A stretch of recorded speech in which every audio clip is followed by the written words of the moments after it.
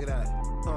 Look, we from the bottom, ain't no problems, we gon' make a way. Got no coach on the field, but we making plays. Hey, look, don't worry, we gon' be okay. Hey, look, why? Cause we gon' make them pay. We from. Hey, what's going down, sports fans, cappers, gamblers, hustlers, all around the world? It is your boy Marley Bets coming at you live with another episode of Brothas N Bets. And we got a familiar face back on the show, Mr. Mikey Hova. What's up, Mikey? Good with it.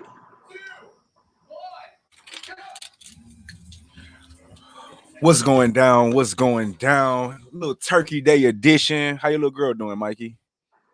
She doing good. Newborn. Sleeping and stuff. Hey, let me. What you finna say? She like 6 months. I'm gonna turn this light down because I'm looking at this glare. I'm on my patio. Just you good. It's a little glare, but I mean I see you clear, honestly.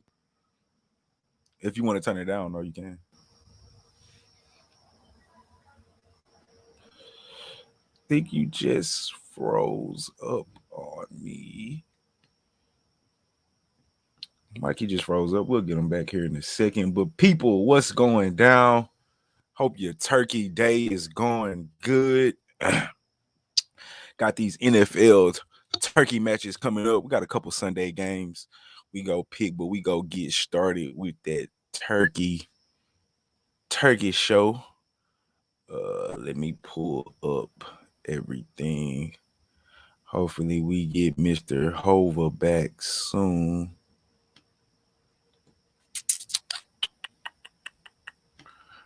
All right. Let's do a quick recap from last week. My bad, before we jump right into it and put up our overall record. So last week I went 2-2. We didn't do a show. I got caught up with college and everything else, and we had our Super Bowl with my little league last week. So, but I did post my picks on Twitter. So for everybody that when we don't do a show, please follow the Twitter Brothas N Bets, and my personal Twitter at Marley_bets. I post my plays on there. So I had 4 plays. We went 2-2. 500, man. I'm better than that. So I think that's a losing day for me personally, but we'll take it. Anything that we can get. That's Mikey Hope is calling me. It's like we're not live right now. What's going on, Mikey? Tripping too? Yeah, you had froze, but I'm still going. I don't know. Just come back in. Nah, this whole keeps saying. Hold on. Just cross it out and then come back in. What is it saying? Nah, this whole acting like this might hold on. This might be something with the internet. But she's still on. Mikey's having a couple technical difficulties, but we'll get him back in shortly. But 2-2 over the weekend. 500. We'll take it. We'll take it. Overall for the year, we're at 59-51 overall. It's only 8 games above 500. I like to be a lot better than that. My goal is always to be 20 games, and no matter what, I'm capping. So we're about 12 games off. I think football is the toughest sport to cap, man, honestly. But we'll take 8 games over. As long as we're not losing money, that means we're winning money. At 8 games over, I will be at 20 games over by the end of the season. That is my goal. Mikey Hova is at 31-20. He is 11 games over 500. Mr. LJ Missing in Action is at 44-30. We'll get him back soon enough. And with that being said, man, let's jump right into the turkey games. I'm trying to give Mikey a little second to get up on in here. But first game in the morning, we got those Chicago Bears. They're going on the road to take on the Detroit Lions. The line opened up at the Lions a home dog +3. The total is at 41.5. Let's look at some of these actual factuals. Let's break down the injury report first, y'all. For the Bears, we got the safety Gibson Sr. He's out. He's questionable, with a chest injury. We got Hicks, the tackle. He's out Thursday. We got Goodwin, the receiver. He is questionable We got Mack. He's out for the season. Robinson, the second, the receiver, is doubtful. We got a long injury list for the Bears. Jackson is questionable.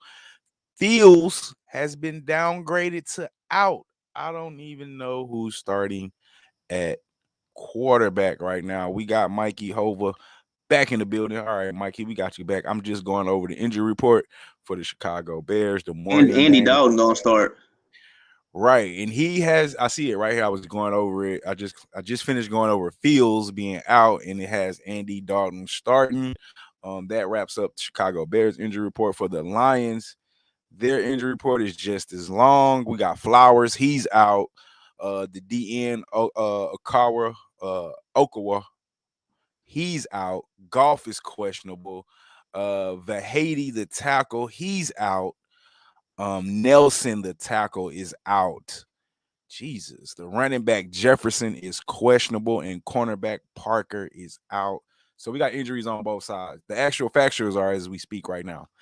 The Bears are 1-4 ATS in their last 5 games. The total is going under in 7 of Chicago's last 9 games. They're 0-5 straight up in their last 5 games, but 5-2 ATS in their last 7 games against Detroit. 6-1 straight up in their last 7 games against Detroit.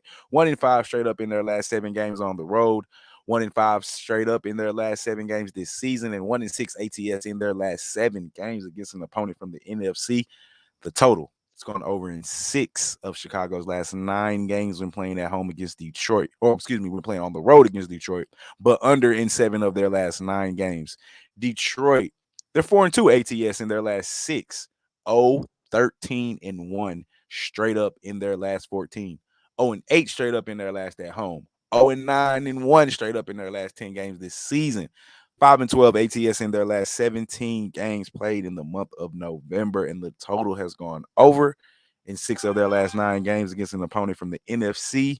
Over in 6 of the last 9 games when playing at home against Chicago, but under in 7 of the last 9 games in Detroit's last 7 of their last 8 games. Excuse me.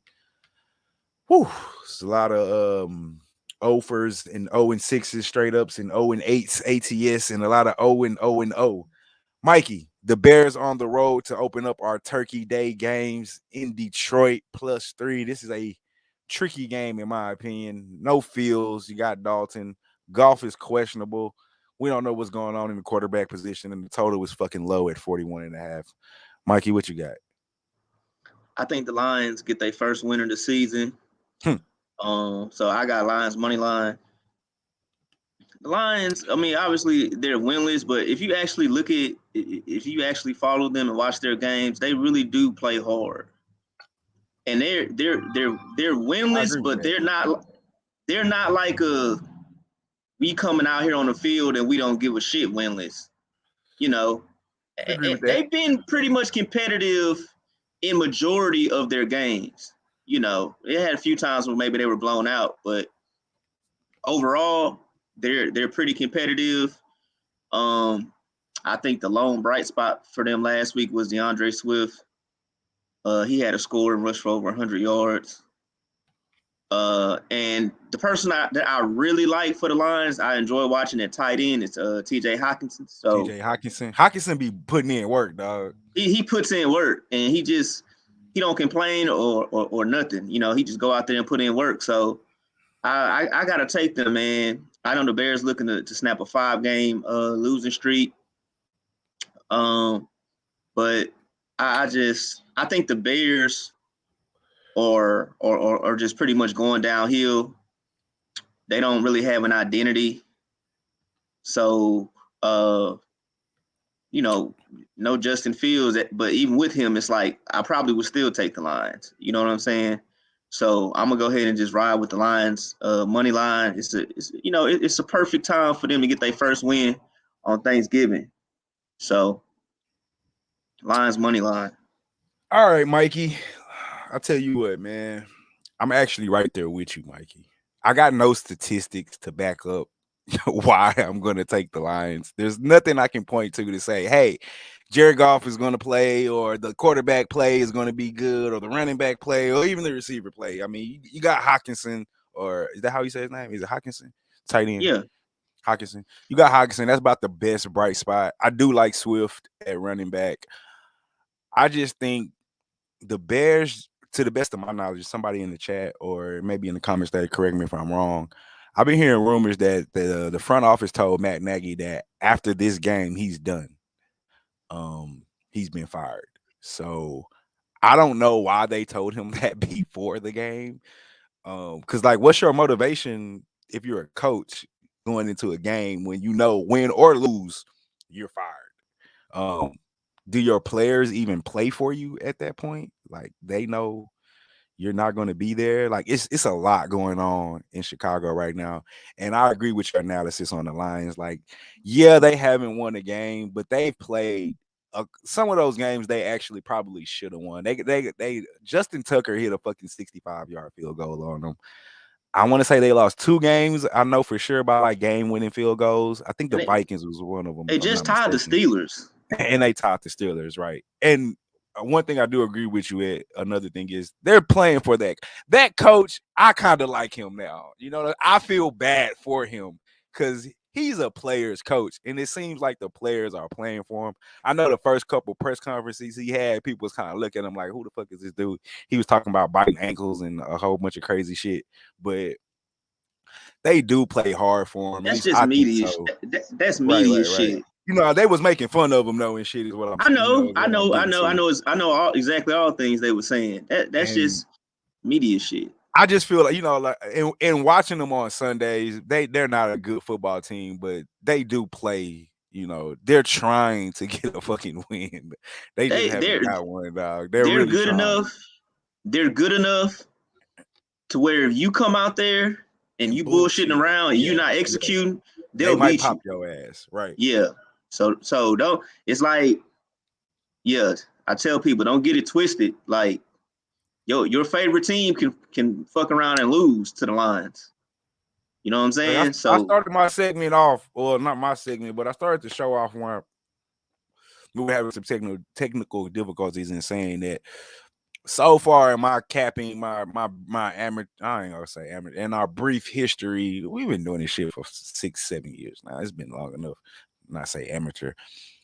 Football, the NFL is the hardest sport to cap to me, man. Because any given week, like every team is, I don't want to say every team is good, but every team got players. Like you can't just show up and think the Texans just beat the Titans last week, and I know nobody had that as a nobody play. had on the road. I don't give a fuck about the weather.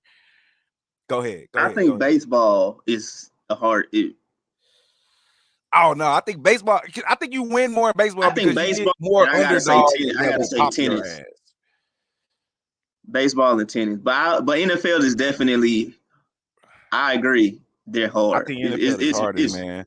Because any given Sunday, you can fucking get popped, bro. Like you said, if you don't bring even the 0-8-1 or whatever lines their record is, like if you don't play, you will get your ass popped. We saw it with the Titans, and I don't care that Derrick Henry wasn't there because the Texans don't have a Derrick Henry. So even without Derrick Henry, the Titans still should have won that game. We saw what they did to the Rams. They was winning without him. Right. We saw what they did. I was just gonna say we saw what they did to the Rams, and we saw what they did with the Saints at home. So I don't want to hear no Derrick Henry is no excuse. Any given Sunday, man, anything can happen. So I like the Lions. I think they get what a time to get your first win on Turkey Day. To be honest with you, this is their Super Bowl. Like, this is it. This is the biggest game they're probably going to get of the season. Nationally televised. A lot of people think they shouldn't even have this game anymore, but you know, tradition holds out. Let's not drag on it too long. We both on the Lions, and we both got our fingers crossed because shit. Hey, and look, and mark my words. Before the season is over with, they're gonna beat somebody that we don't expect them to beat. I can buy it. I mean, they should have beat the Ravens. So yeah, take that for what it's worth. If there's another couple of teams they should have beat, it's not coming to me right off the top of my head right now. I have to go back and look at their games. But they played a lot of close games this season, especially at the beginning of this. I mean, they just lost to Cleveland 13-10. I mean, yeah. I'm not a big fan of Cleveland, but they're 13-10. That's a pretty good 13-10. I score. mean, and Cleveland's not. I'm like you. I'm not a big fan of Cleveland. I don't think Cleveland is all that. But I mean, I believe they're in the playoff hunt. They're definitely in the hunt. I mean, a lot of people picked them to win that division this year. Yeah, and some people picked and them they got to a get good to the ass Super running Bowl. game, too. So take that that for what it's worth. I mean that.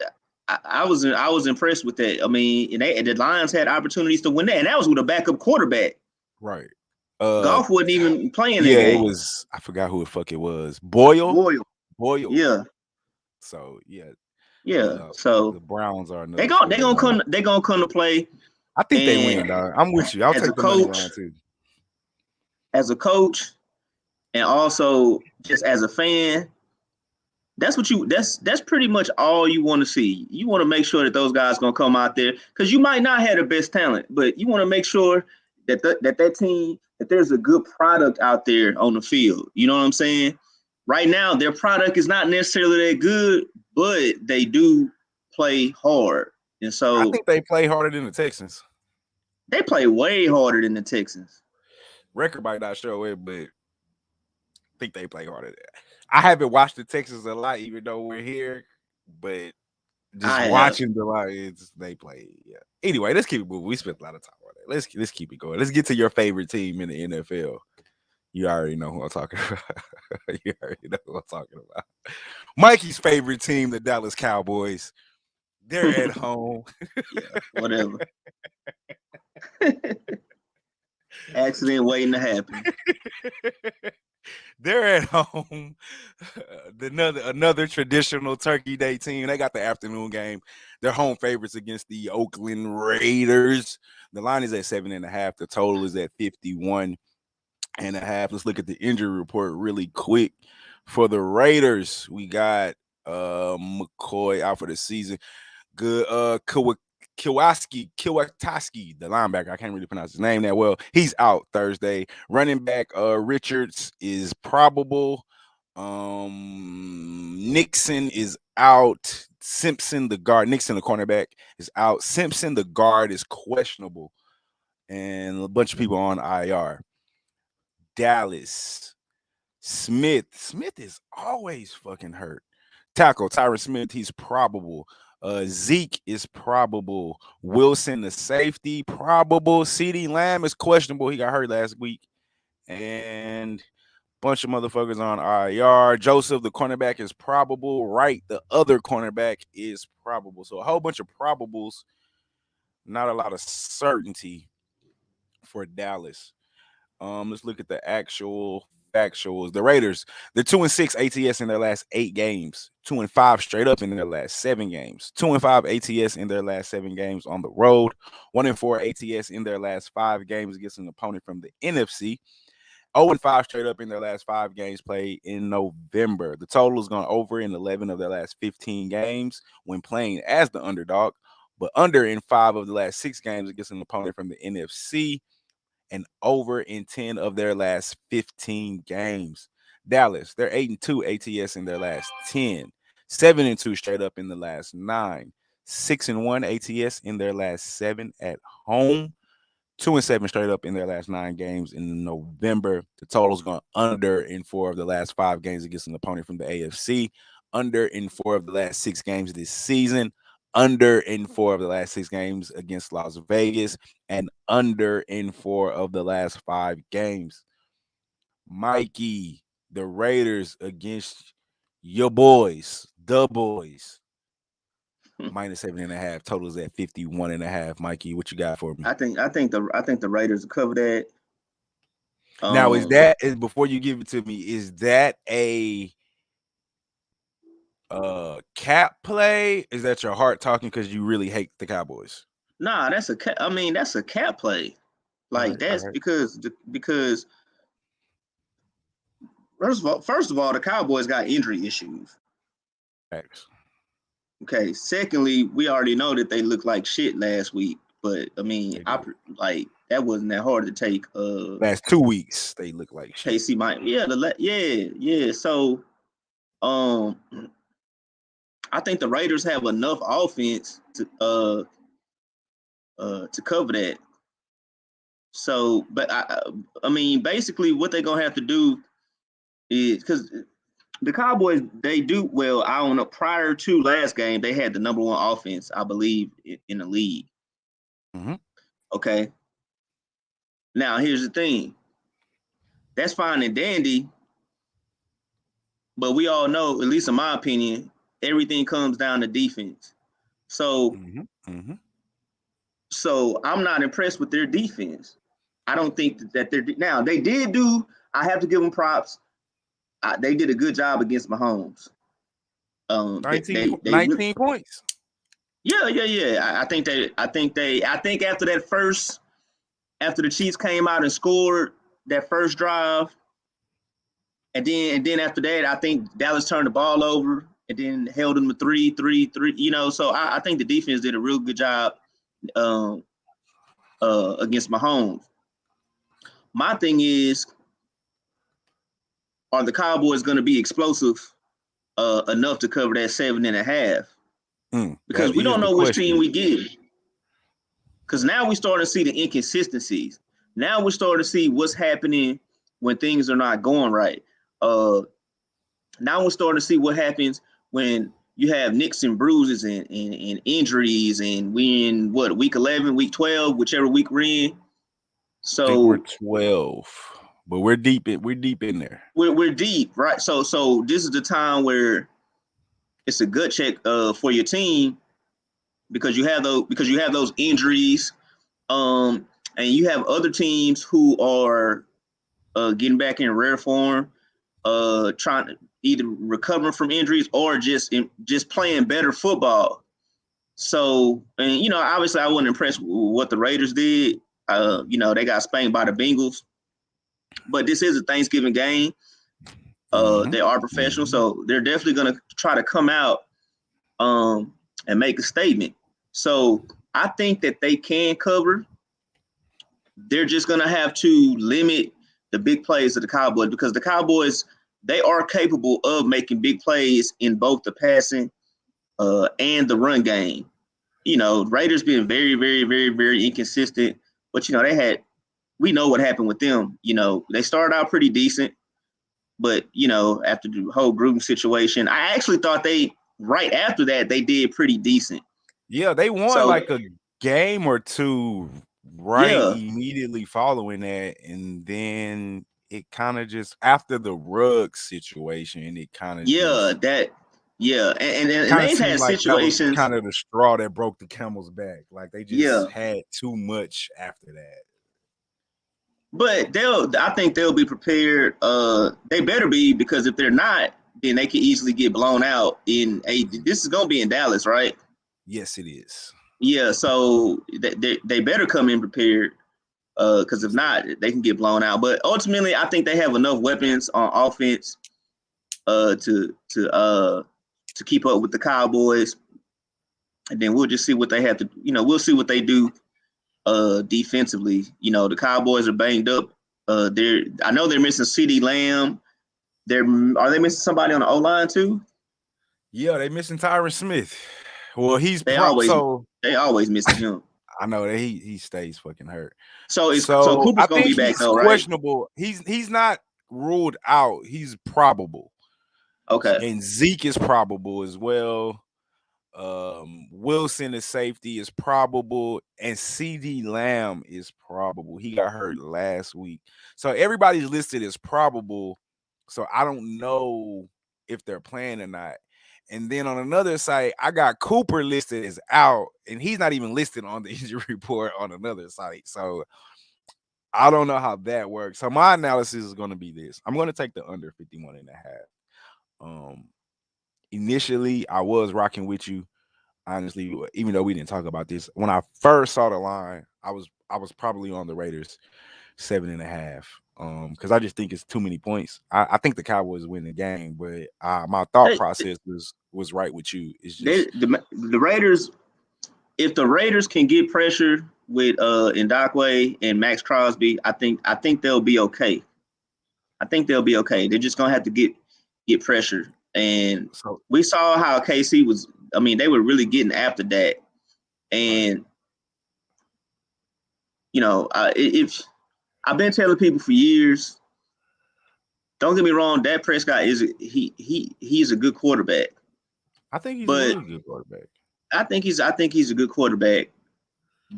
However, I will say that if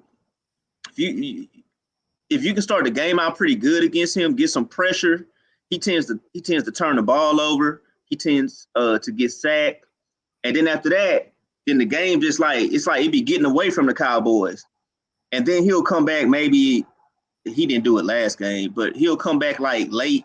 He'll come back in the second half, and then maybe throw for like 250 in the second half, and then you look up, he got 400 yards passing. You like, oh, well, it's like, well, the game was out of hand. Like, so we'll see. But I think the Raiders, I think they should be able to cover that if they come prepared. If not, they'll probably get blown out. Yeah, and that's what's keeping me, and that's what ultimately kept me off the side. And it's because of this right here, Mikey. I went back and I looked at the Raiders pretty much since they lost Ruggs. And because I think, like you said, when Gruden got fired, they actually won, I think the next 2 games, or at least they definitely won a game. Something else happened to them before Gruden got fired, because they was going through a lot of shit. It was like they was going through something, then Gruden got fired, or the shit might have came out, and then he coached, and then he got fired. Either way it go, they was going through a lot They had of another incident too. I think it was with one of the cornerbacks. I don't know if it was with Some Arnett. shit happened though before the Gruden. It was another incident that happened. They've had several incidents this year. They was fucking persevering and they was playing good. And then I just after the Ruggs shit happened, I don't know what happened. And at first I chalked it up to the first game the Ruggs shit happened was the Giants game. And I chalked it up to West Coast team going East Coast, early game. You had a bunch of shit happening. All right, we give you that game. Then came KC. And all right, I thought KC would win, but you got to give me more than 14 points against that defense.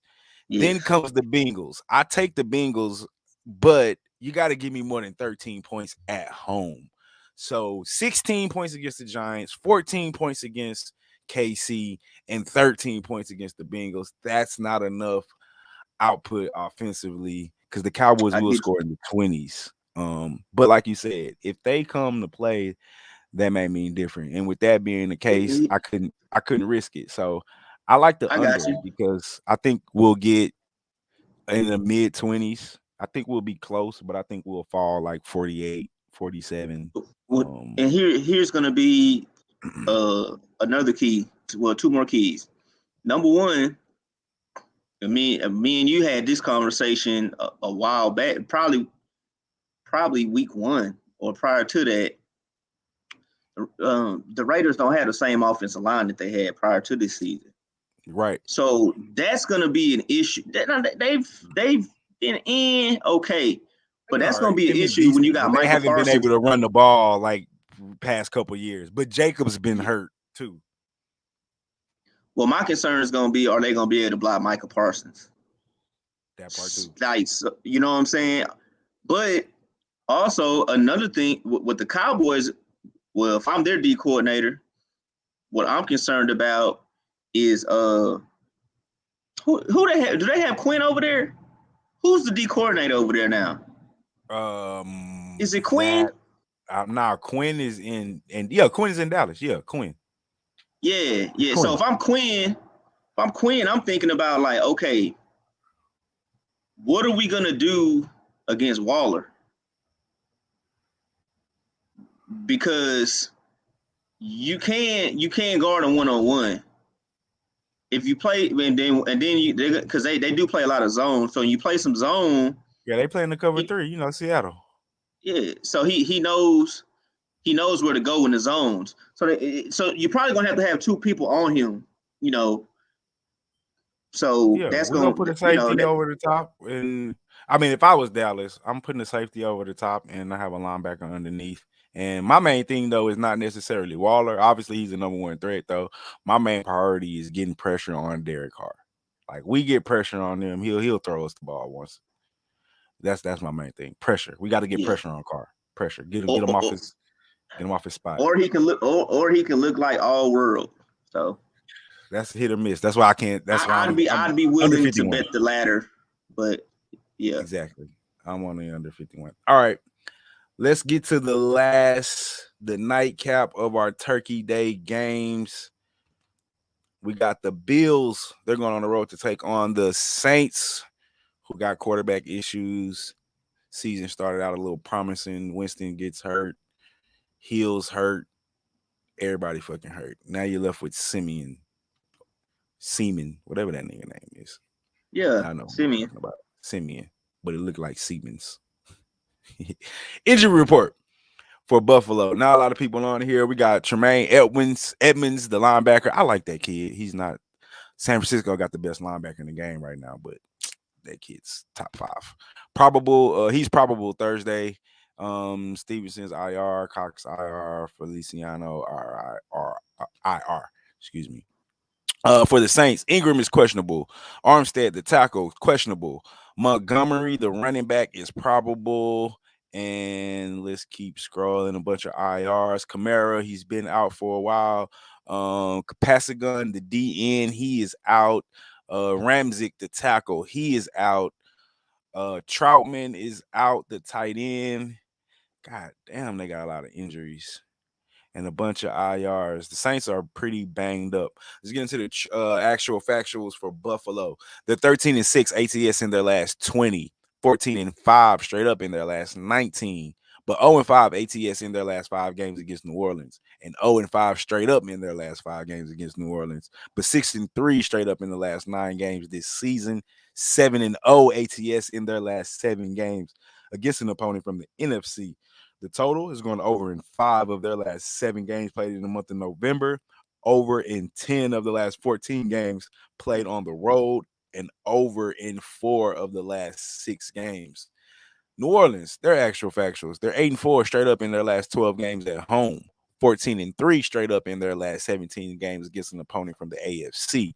5-2 ATS in their last 7 games played in the month of November. Total is going over in 7 of their last 9 against an opponent from the AFC East Division, over in 4 of the last 5 games, generally speaking, and over in 6 of the last 7 games.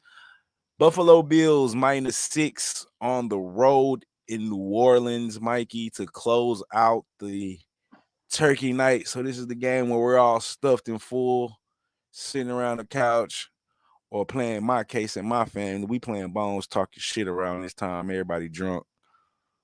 But we got the Saints. We got the Saints, and we got the Bills. What you got, Mikey? Well, I think this is a good bounce back game for the Bills because they were dominated by Indianapolis. The Bills couldn't run the ball and they couldn't stop the run. I didn't see that domination coming, honestly. Not like that. I took the Colts plus the 7, but yeah, you took them plus 7. I felt like the Colts could beat them, but I didn't think 41-15. Nah, not at all. But this is a good bounce back game because so now you say, okay, that was last week.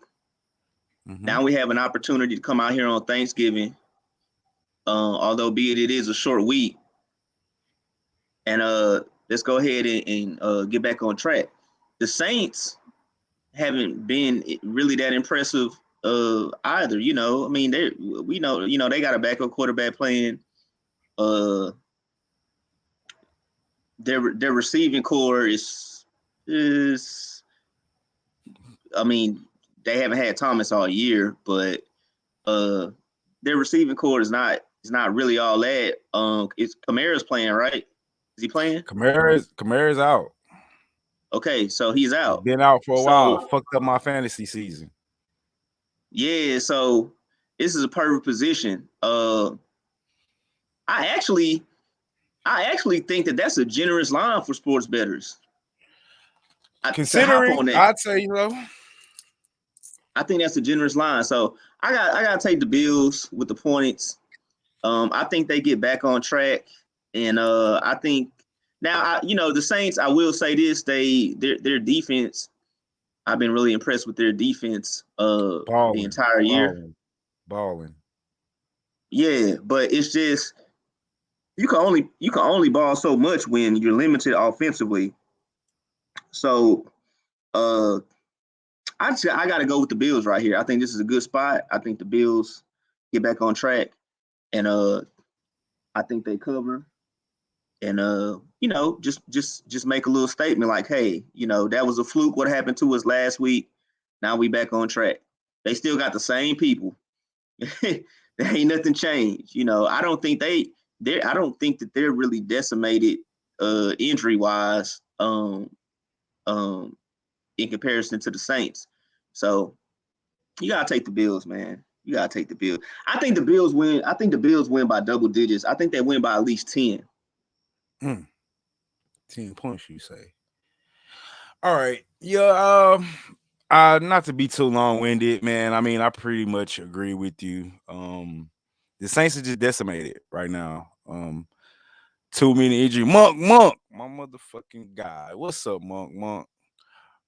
Monk say Buffalo all day. LM, that boy say, yeah, you got to take the Bills here.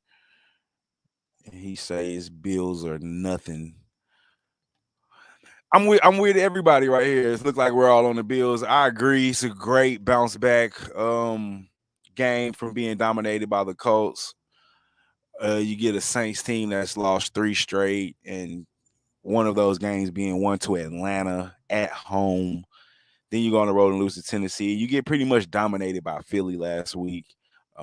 It's just QB issues for the Saints at the end of the day. They're just, you're down to your backup quarterback and Simeon with a whole host of other injuries, and then you got the Bills coming in. That defense can only hold up so long. Like Mikey said, good defense, probably a Super Bowl caliber defense over there. Just don't have the quarterback to get them there. I like the Bills to cover the 6 as well.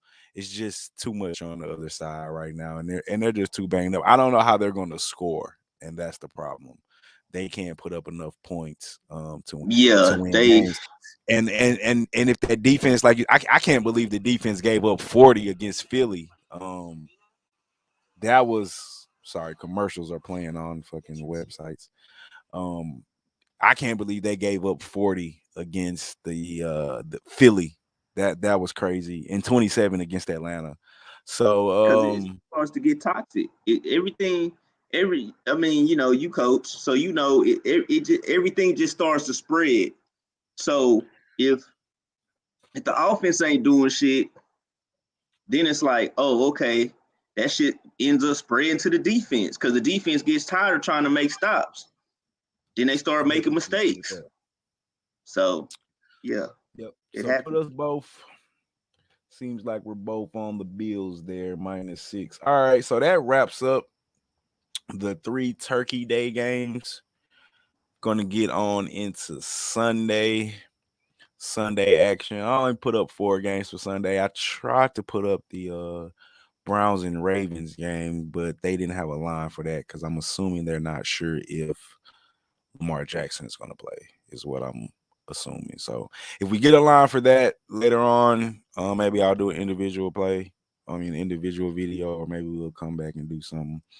But so we only got 4 games left to go. We're going to start it off with the Steelers. They're going on a road divisional game, take on little brother and the Bengals, who looking like little brother ain't little brother no more right now. The line is at the Bengals are home favorite at -4.5. The total is at 45.5. Let's look at the injury report real quick for the Steelers. We need to start looking at the weather report. It's getting that time. It's getting about that time of year where the weather is going to be very interesting. For the Steelers, we got cornerback Joe Hayden. He's questionable. Ebron is out and definitely tight end. Watt is questionable. Smith-Schuster, he's out for the season. Hassinger, the center, he's questionable. Loudermilk, the DN, he's questionable. Dotson, the guard, he's out 2 to 3 weeks. Pittsburgh is pretty banged up. The Bengals, they got Evans, the linebacker, ACL. He's out for the season. I think he's been out. Tate, the receiver, is questionable. Davis Gaither, linebacker, he's out indefinitely. Shelvin, DT, questionable. And that's all we got for the Bengals. Actual factual for Pittsburgh, the 3-6 ATS in their last 9 games, 4-1-1 straight up in their last 6 games. 11-2 straight up in their last 13 games against Cincinnati. 4-1 ATS in their last 5 games on the road. 7-1 straight up in their last 8 games when playing on the road against Cincy. 12-6 ATS in their last 18 games against an opponent from the AFC, and the total is going under in 4 of their last 5 games played in week 12. The Bengals, they're 1-4 ATS in their last 5 games at home. 1-7 straight up in their last 8 games when playing at home against Pittsburgh. 6-3 straight up in their last 9 games against an opponent from the AFC conference, and the total is going under in 6 of their last 8 games played in week 12. Under in 5 of the last 7 games played against Pittsburgh, and under in 6 of the last 9 games. Cincy at home against the Steelers, -4.5. The Bengals, the total is at 45. Mikey, what's the play? Well, first thing is the Steelers defense. I think they were able to. I think the Steelers were able to actually manage and come back at the end of the game. What, they ended up losing by a touchdown or something to the Chargers. Yeah, the final score of that last game was 41-37. They lost by 4 points. Okay, I watched that entire game. So I had money out on the under, so I lost that. So the Steelers defense is they are horrible. Well, they're banged. Like, they're hurt. I know. Okay, so are they healthy now? Not by the injury report I just read. Hayden's questionable. That's the cornerback. Who else is on the defense? Watt is probable. Oh no, Watt is questionable. Tuitt, he's out. He's the DN. He's been out though. You got the other DN, Alua. He's been on IR. Christmas is on IR. He's been on IR. Davis, both of these are D tackles that have been on IR, and a cornerback in AC that's been on IR, and then Loudermilk, the other DN, is questionable.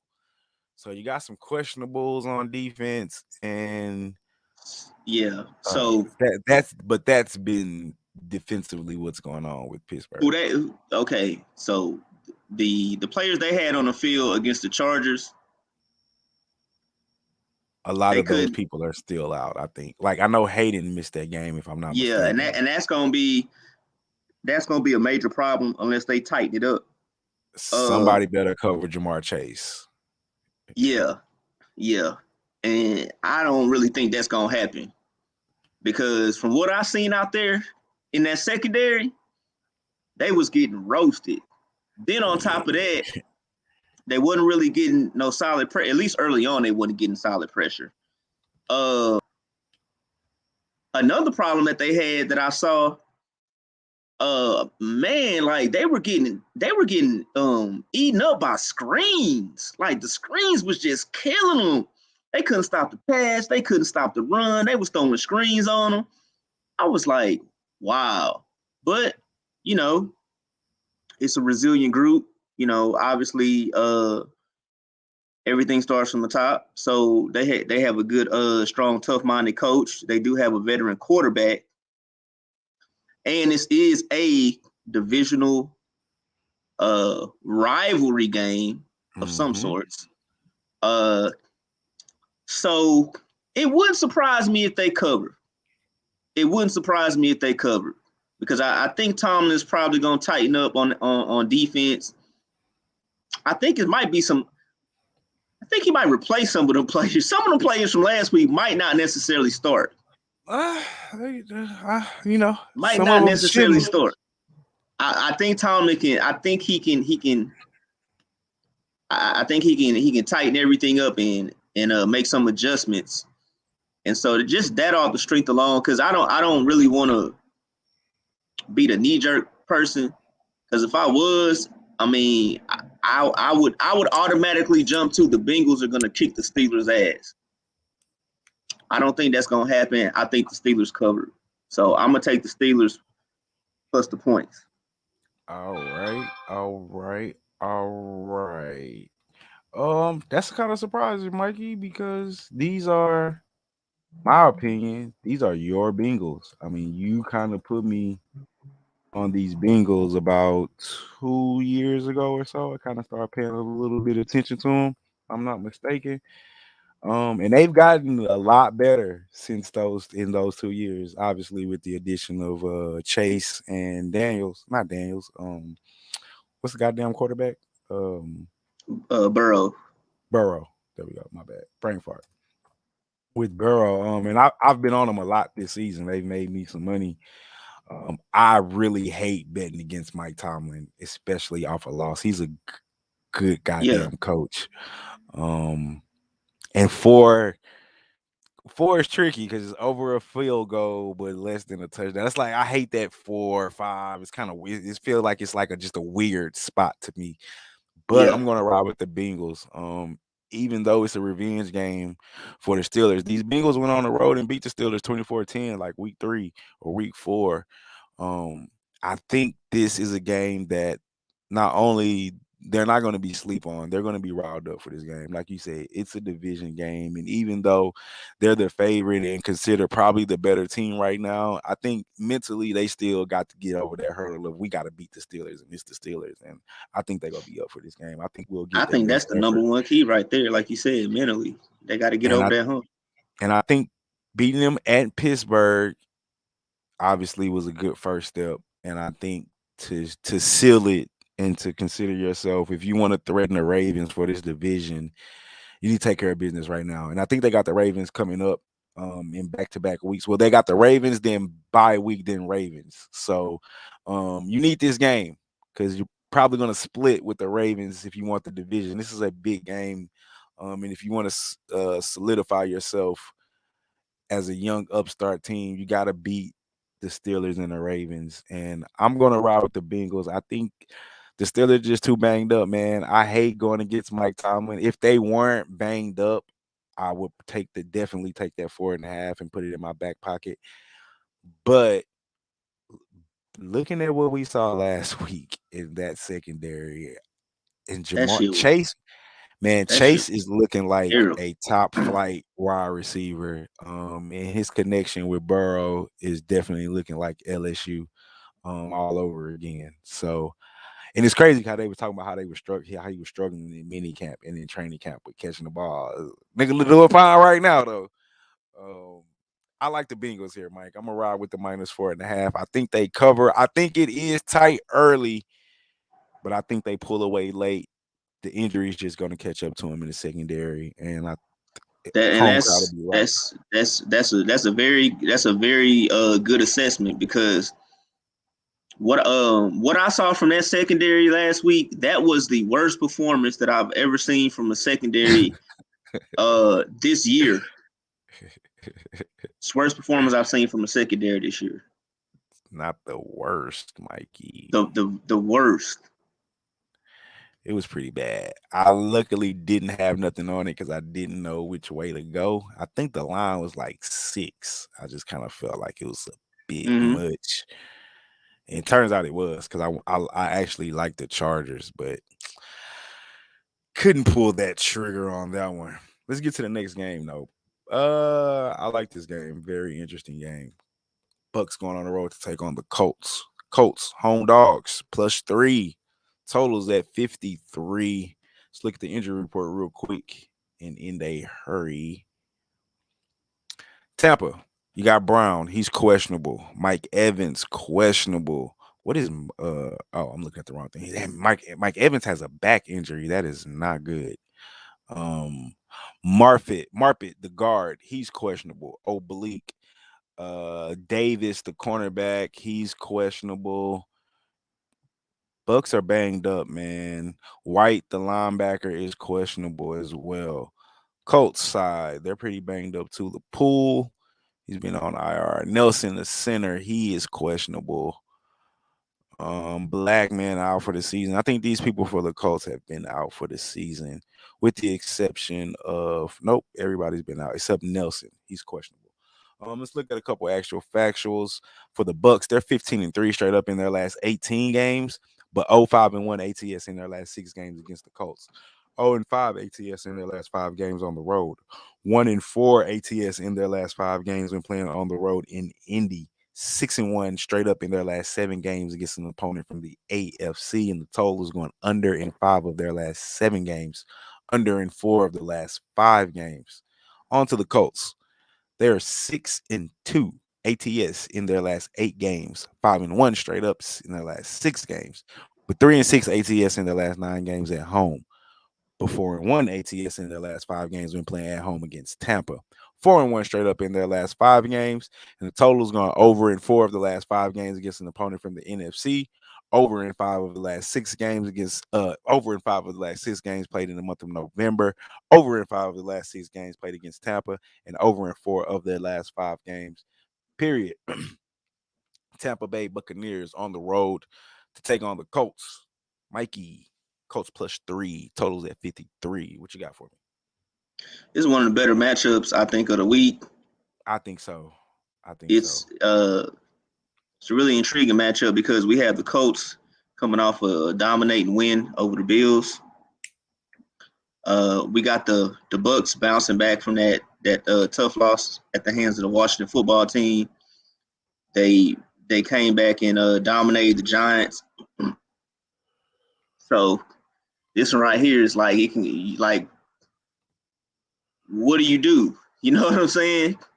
So what I'm gonna do is I'm going to just stick with what I know as far as the status quo and the success that the Bucs been having, minus that little slip up, and I'm gonna go with Tom Brady and the Bucs. Now here's the thing. Is that a I'm money not line gonna, or a -3? Is that a money line or money line? I was just about to explain that money line because the Colts have been playing some really, really good football and they're at home.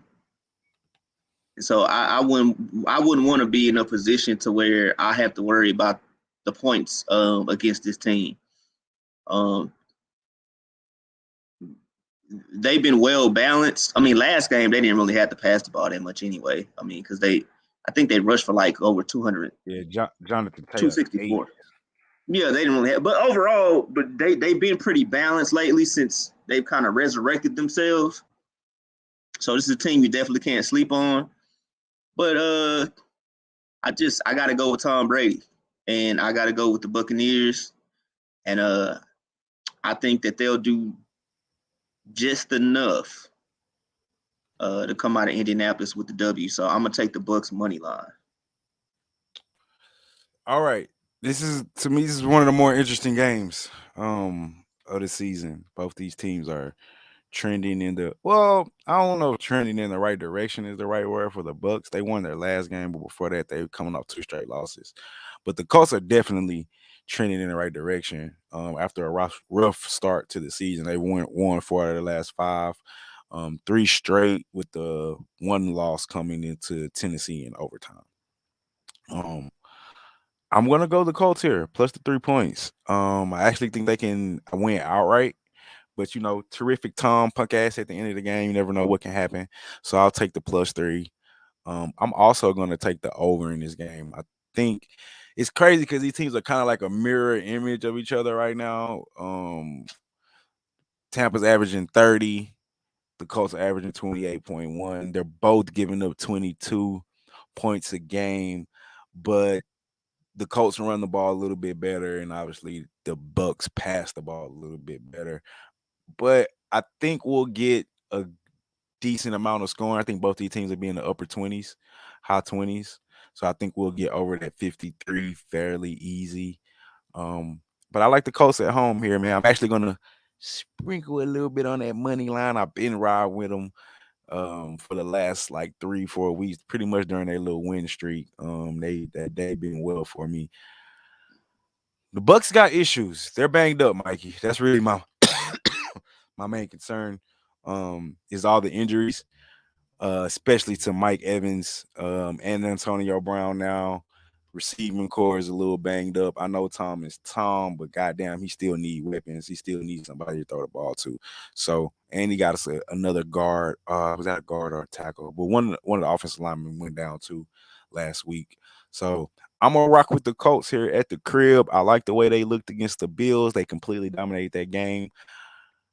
I'm gonna take the Colts, man. You know what? I'm actually gonna take them on the money line. Screw that +3. We're gonna take the Colts straight up to win the fucking game. I'm not gonna be scared, and we're gonna still rock with that over 53. I actually think the over is probably the better play of the two, but yeah, I like the money line as well, man. I'm gonna rock with these Colts. That boy LM say facts. Let's ride, LM. I'm gonna make room for you. Jump in the goddamn car. Let's go. Meet me at the goddamn ticket booth. What my boy Graylo say? Uh, meet me at the window.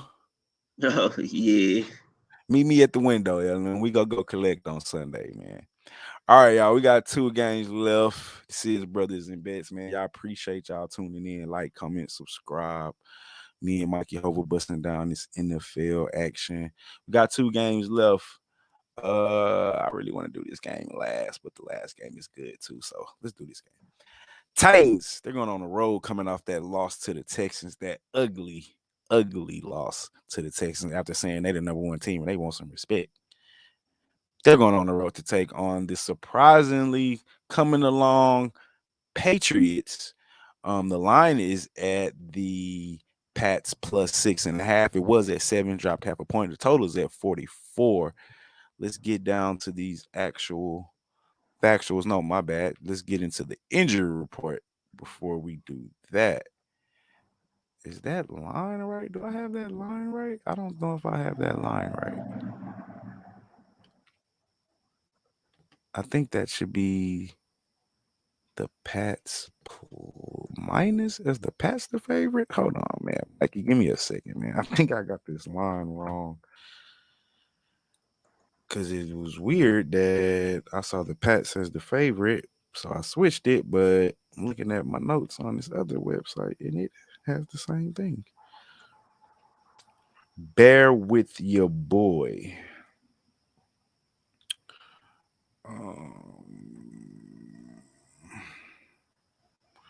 Pulling up these lines.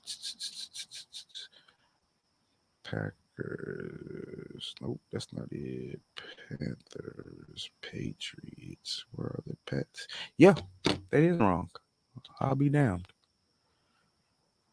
Well, I'll be damned. Excuse me. The Pats are the favorite. All right. There we go. Excuse me. Pats are home favorites, -6.5. Total was at -7, but it's gone down half a point, 6.5. Excuse me. The spread was 7, was down half a point, 6.5. Total is at 44. You got down right, LM. Less cash.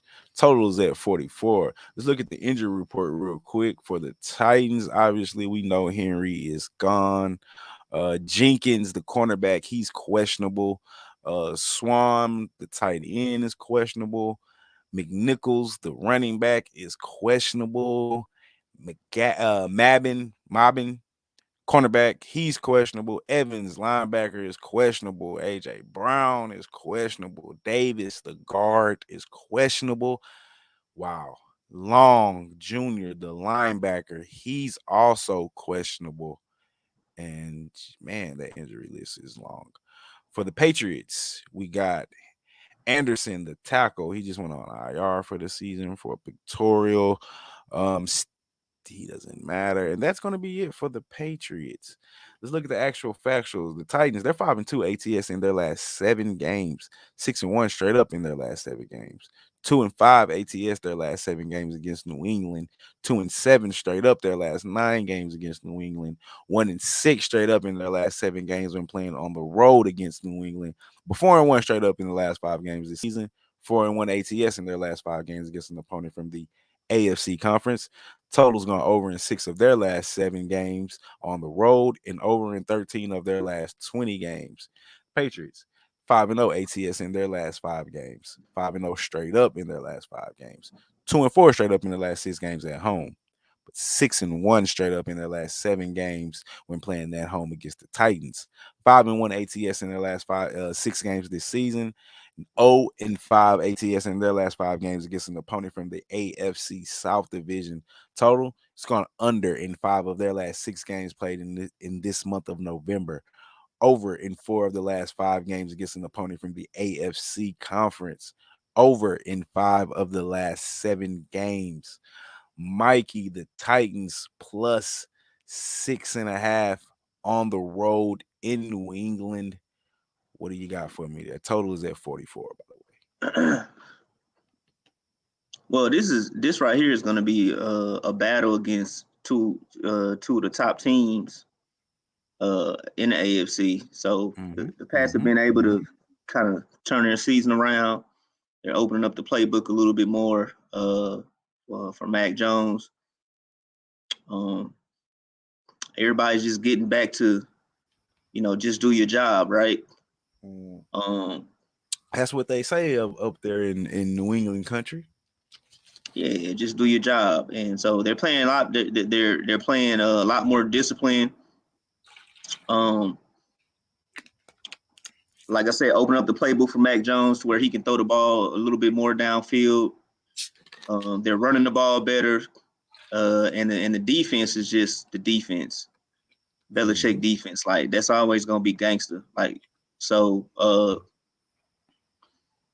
With the Titans, obviously they came off a tough loss at the hands of the Texans, which those types of things can happen, especially if you don't come prepared to play. I think it's gonna be a dogfight. I think this line is a little bit of an overreaction to the Titans, who lost to the Texans. I think they're looking at that and they're like, I don't know. Okay, so we got Vrabel, Belichick, right? Probably two of the most just tough-minded guys in regards to coaching. I think that 6.5 is too much. I think the Titans covered that. That's too much. I think it's too much. So, okay. And I think it went up. I think it was at 5.5. I thought I saw it at 7 when it opened, and then thought it came down. Unless I'm tripping and getting confused with something else, I could be. But ultimately, it's at 6.5. So that's what we're gonna have to roll with. It's still at 6.5. I think that's a good number to take the Titans. I think that's a good number to take them. This whole time, I thought it was the Pats plus 6.5, literally until just now when I changed that. So I was all over the Pats plus 6.5, because I thought that was way too many points for a Patriot team that's been playing pretty good goddamn football over the last 3 weeks. I mean, really over they won 5 straight, but in particularly the last 3 weeks, Carolina 24-6, Cleveland 45-7, Atlanta 25-0, just straight dominance on both sides of the ball. And this Titans team, their record is really good. They got some really good wins, but and yeah, they beat the Rams and the Saints without Derrick Henry, and yeah, Mike, it was just a slip up, right, against the Texans. But I look at Tannehill's numbers, and honestly, he hasn't played good football. And now they're really, really, really banged up. I'm going to take the Pats minus the 6.5. They've been rolling, and I've been rocking with them and making money. And I'm going to continue to ride that train. I told people at the beginning of this year on, I think this show, change the symbol, and maybe LJ's show earlier in the season that last year the Patriots had the most people out from COVID, especially on that defense. A lot of people sat out, and I told boys this year is going to be different. I thought they would have Cam instead of Mac Jones, but they started out rough. Seems like Mac, like you said, they're opening it up for Mac Jones a little bit. Defense is back in form. I'm taking the Pats. I'm going to ride that wave. 6.5 is a lot of points to this Titans team, but I think they're so banged up, Mikey, that the Pats can cover it. even though they're not good at home. They're actually awful at home. They're 2-4 at home. All their losses are at home. All their wins are they haven't lost on the road. And meanwhile, the Titans are 4-1 on the road. So I'm going against the numbers there. But I think the injuries and the way the Pats have been playing as of late equals out to a cover for me. So I like the Pats minus the 6.5. Y'all please like and subscribe. This is Brothas N Bets, busting down the NFL edition on Sunday after the Turkey games. This is it, Mikey. One game left, only one game to do, and it's the Sunday nighter, I believe. If I'm not mistaken. Hold on, I might be wrong on that. Nope, it's not the Sunday nighter, but it's a Sunday afternoon game. Sunday nighter was the Browns Ravens, which I couldn't quite get a line on. But big game nonetheless. We got the Rams going on the road to take on the Packers. The line is at the Packers +1. They're a home dog. The total's at 47.5. Let's look at the injury report. Start with the Rams. They have Woods. He's been out for the season. I forgot he tore his ACL. Cornerback Dion, he's questionable, and everybody else has been out for the season or on IR. Let's look at the Packers. Rodgers, he's probable. He's gonna play. Merciless, he is out for the season. Man, when did he get hurt? Bakhtari, the tackle, he's questionable for the Packers. Packers injury list is long. Lazard is questionable, the receiver. Lancaster, the tackle, is questionable. The linebacker, Gary, is questionable. The receiver, Taylor, is questionable. The Packers are super injured right now. Look at the actual factual. The Rams, they're 1-4 ATS in their last 5 games, but 7-3 straight up in their last 10 games. 0-7 ATS in their last 7 games against Green Bay. 1-6 straight up in their last 7 games against Green Bay. 4-1 straight up in their last 5 games on the road, but 1-5 straight up in their last 6 games when on the road in Green Bay.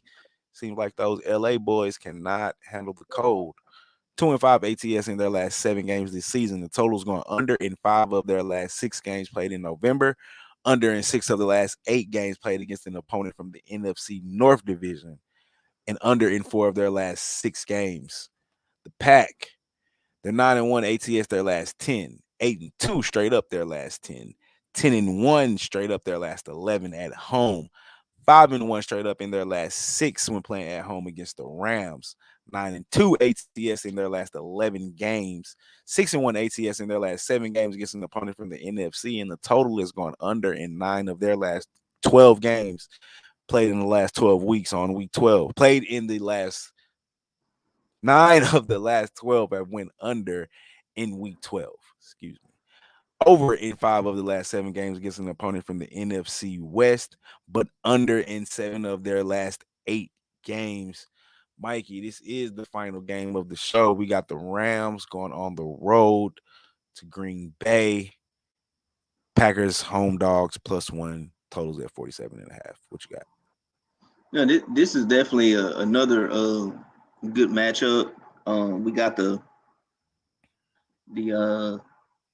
Packers coming off a tough loss to the Vikings, and the Rams were just pretty much dominated by, I think, the 49ers, right? Yeah, 49ers just whooped their ass. Yeah, and the Rams couldn't stop the run, and they failed to run the ball. They couldn't even run the ball. So that Vikings-Packers game, that's another division game, that old NFC North. And so, that didn't surprise me, what happened to them. I still thought that they played fairly well. They made a few mistakes, but ultimately, what a lot of people have to realize is that the Vikings are pretty good offensively, and they're a very well-balanced team. They're really good offensively, in my opinion. Yeah. They might have a top 5 offense. I got to go back and look at rankings. Kirk Cousins just tends to blow it at the end of the game. Yeah, well, he's been doing better. I know how you feel about Kirk Cousins. Yeah, he's been doing better. I feel about fucking Kirk Cousins. Fuck but Kirk Cousins. The Rams,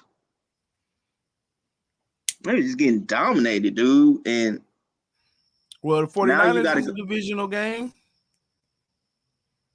It's a divisional game, but not to lose by 3 touchdowns, though. Yeah, that makes it worse that it's a divisional game and you lost by 3 touchdowns. So, and and I see why the game is pretty much damn near dead even. I think the Packers will be able to run the ball just enough, and I think by them being able to run the ball, as long as you got Aaron Rodgers back there, he's gonna make some passes, regardless of whether you're able to run the ball or not. So I think they'll be able to run the ball. The Packers defense has actually been looking pretty good this year. I mean, prior to the Vikings. So I got to go with the home team. I think the hype for the Rams is kind of like cooling off now. They're missing Robert Woods too, right? Yep, he's out. Okay, so will Odell be able to step in? Okay, so will Odell be able to step in and fill that void? I think he will at some point. I don't know if it's this week. I mean, it's still only his second week, so I think he will at some point, but I don't think it's gonna happen this week. So I'm gonna go ahead and take the Packers. That's a tough loss. I believe they were on the road too, so that's a tough loss on the road. Divisional game, down by 3. So you just kind of gotta make some minor adjustments, especially defensively. And the Rams lately offensively, they haven't really been doing too much. The lack of the running game is what's pretty much been hurting the Rams. And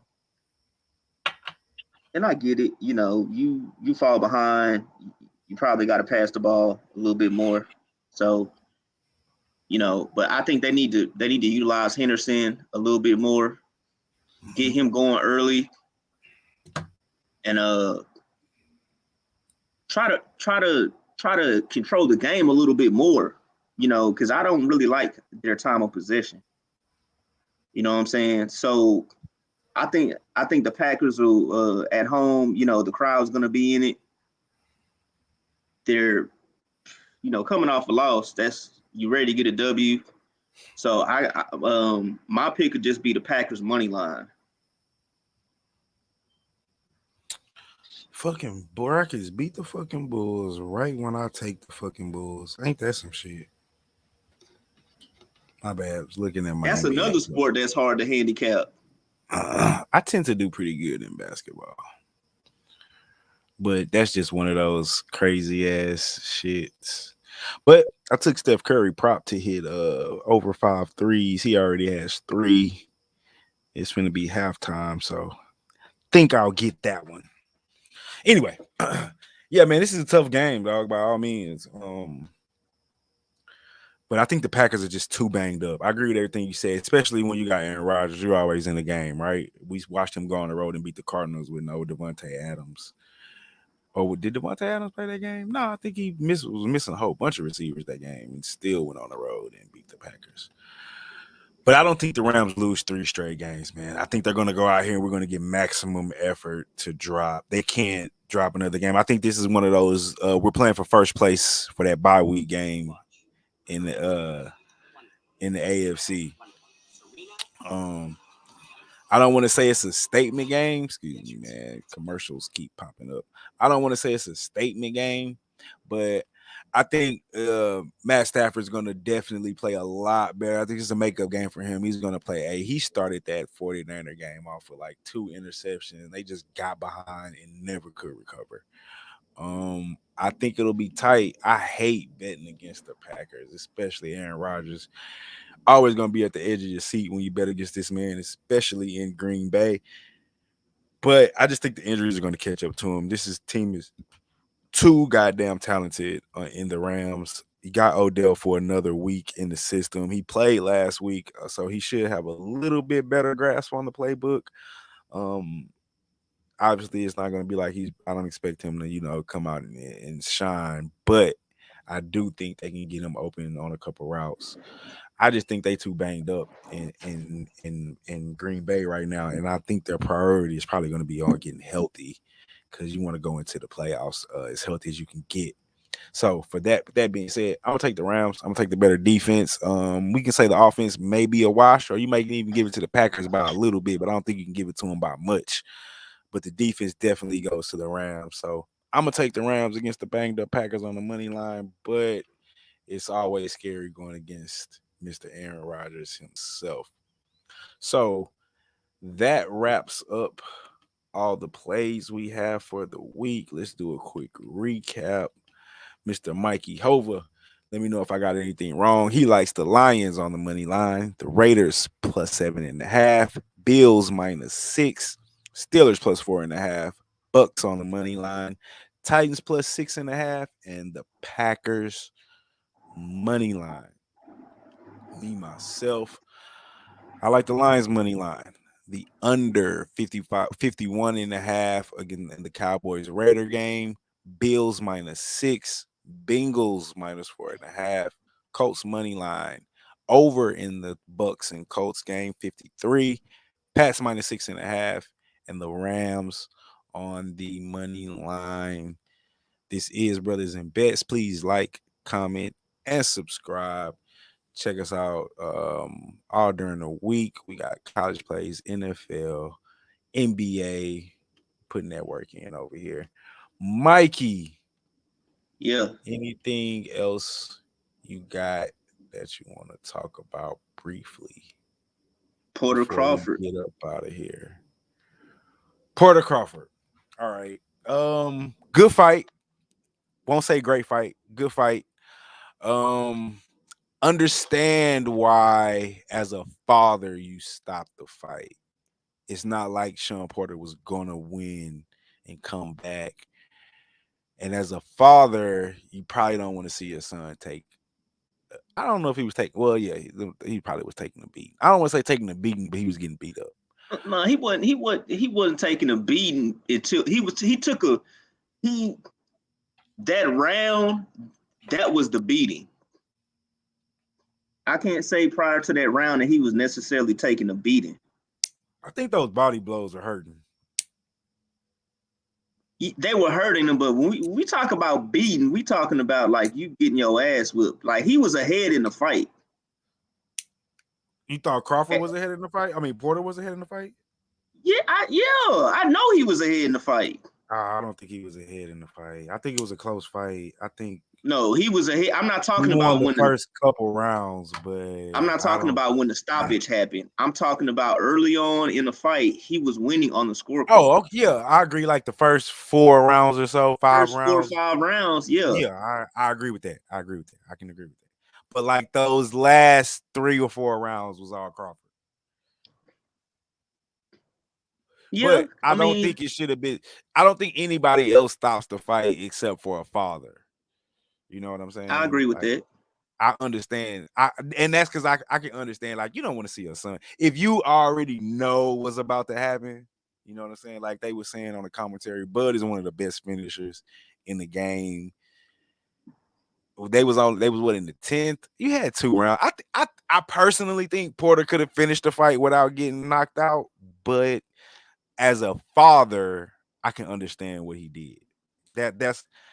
I can't say I'm disappointed, you know what I'm saying? Because I get it. I mean, we got 10 good rounds. Are you that mad? I think there's a possibility he could have finished the fight. There's also a possibility he could have been stopped brutally. You know what I'm saying?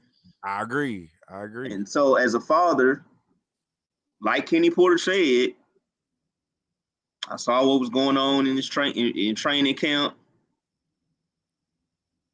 you know, he didn't really feel that I mean Sean naturally can he's a pretty good fighter. So he's gonna show up to fight, but he didn't have the type of training camp that his father thought that he should have had. So you have all that and you thinking about it, and then you see your son just get knocked down twice. And then you know Terrence Crawford. It's not like you don't know the nigga, like you know him. Right. You know what he's capable of. You know what he's capable of. So Hey, yeah, to you fucking Mario right. Jackson, man. Hey, definitely appreciate that, bro. Appreciate that. Shit like that is what motivates us to keep going, man. We had over 2,000 subscribers on our old channel. We built everything from scratch organically. So definitely appreciate that, bro. We definitely gonna keep doing. Please subscribe, like, comment. Monday we do Maction, Tuesday we do college, Wednesday we do NFL, and I try to sprinkle some NBA when I get a chance. Once football season comes to an end, we'll definitely dive deep into college basketball and NBA. But all right, Mikey, back on Porter and Yeah, so it's like that's what you do. You know what I'm saying? You got it. You know what's funny to me? A lot of people always talk about how black fathers are not in the home, but then you got people that's having a problem with a black father doing what's in the best interest of his son. So I kind of find that ironic. It's funny that you say it. I mean, to be honest with you, all my partners that's fathers, they take care of their kids. You know what I'm Same saying? here. I don't have not one friend that I know that don't take care of their kids. Yeah, it's crazy. It's real Yeah. crazy. I mean, even the ones that's not with they baby mamas, you know what I'm saying? They still take care of their kids though. Like they still have their kids, they still contribute. It's crazy, but you know, anyway, let's keep it on sports, you know. So number one, pound for pound, is Terrence Crawford. So that leads you to my next question. Terrence Crawford, Earl Spence, who you got? That's a great question. I was always Earl Spence. I'm still Earl leaning. Spence. I'm still leaning Spence. My only issue that I had with Spence was the car crash. I know. And having to bounce back we from really that. don't know. Yeah, and then he's inactive right now. I don't think he has any scheduled bouts. Can he take the thing to me is that fight is going to be down to can he because Buzz going to have to get in on Spence because Spence is longer if I'm not mistaken. That ain't he looks longer. That ain't gonna happen. So can he take the power that Spence has in order to get in?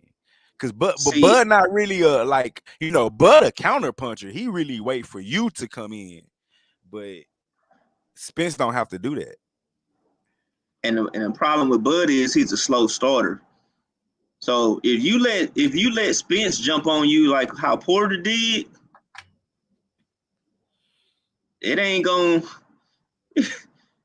You ain't finna get no knockdowns and none of that. Like it's gonna be a totally different ball game. You can't fall behind on the scorecards and just turn the switch on against Earl Spence. That ain't happening. Right. That's the fight. So they're gonna have to come up with a better game plan. All right, man. Before we get out of here, because we really already over the hour mark, you kind of start tripping when we get over the hour mark.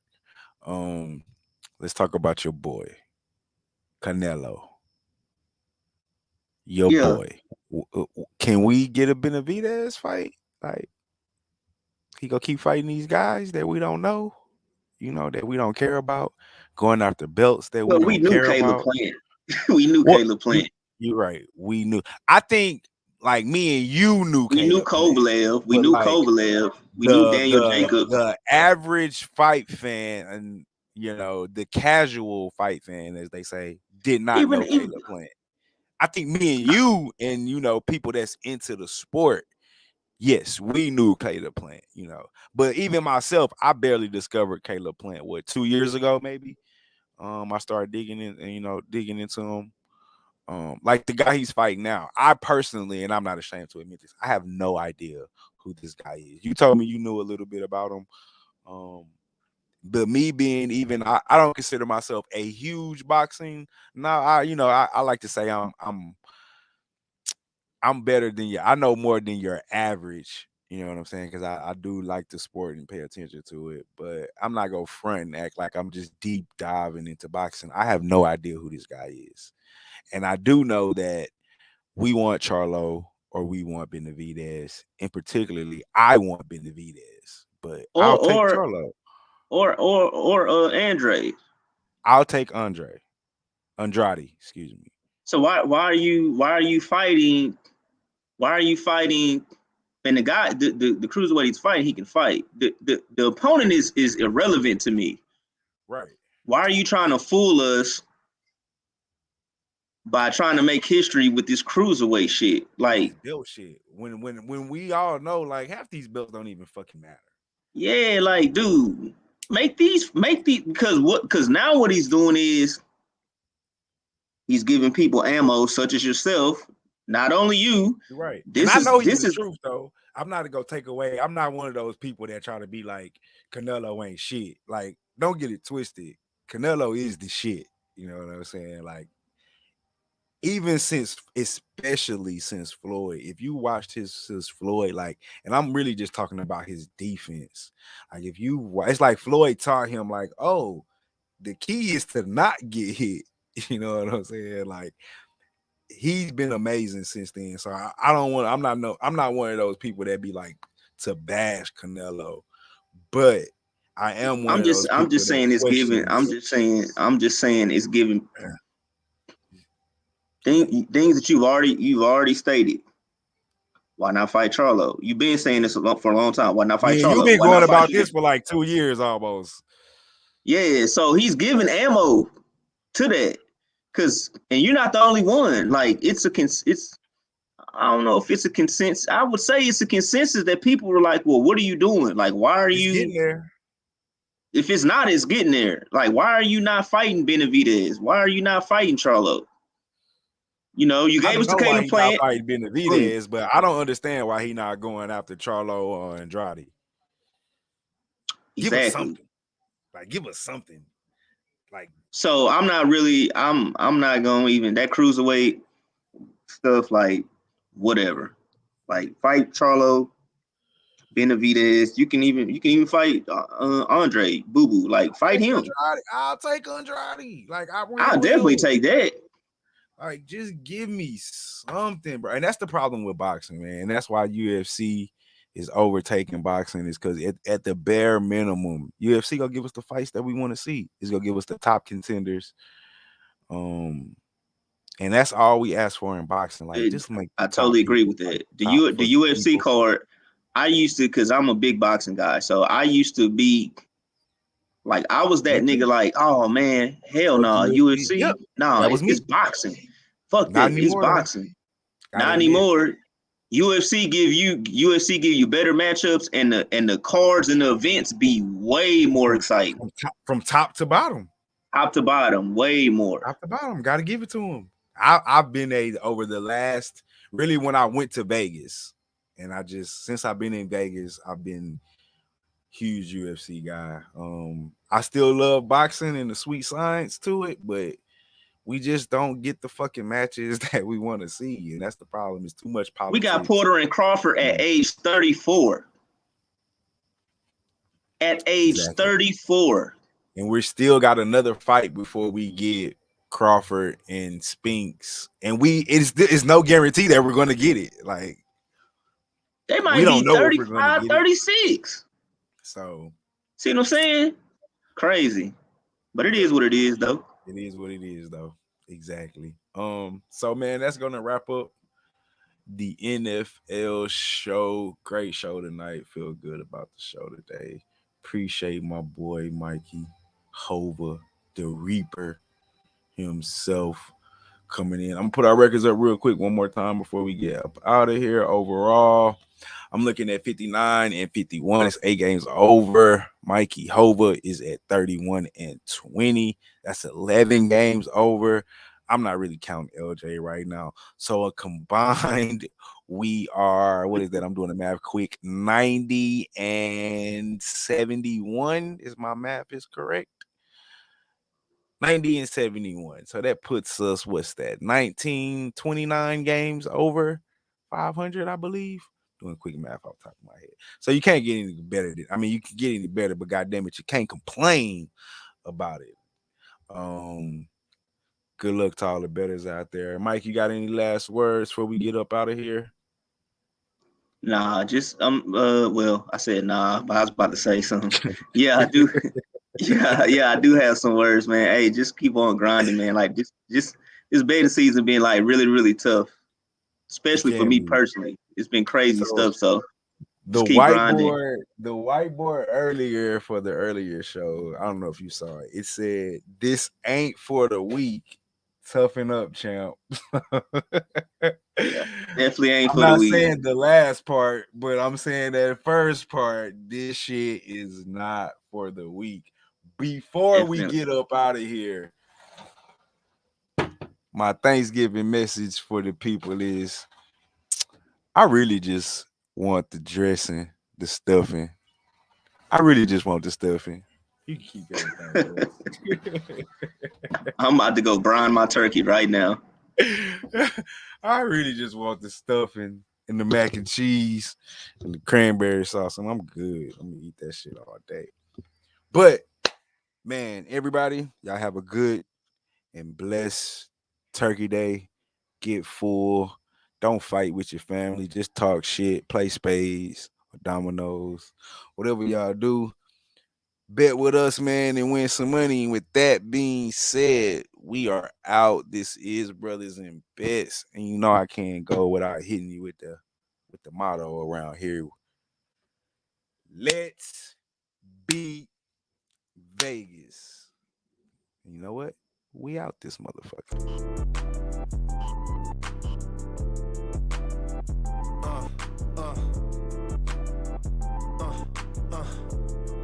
Check it out. Look, we from the bottom, ain't no problems, we gon'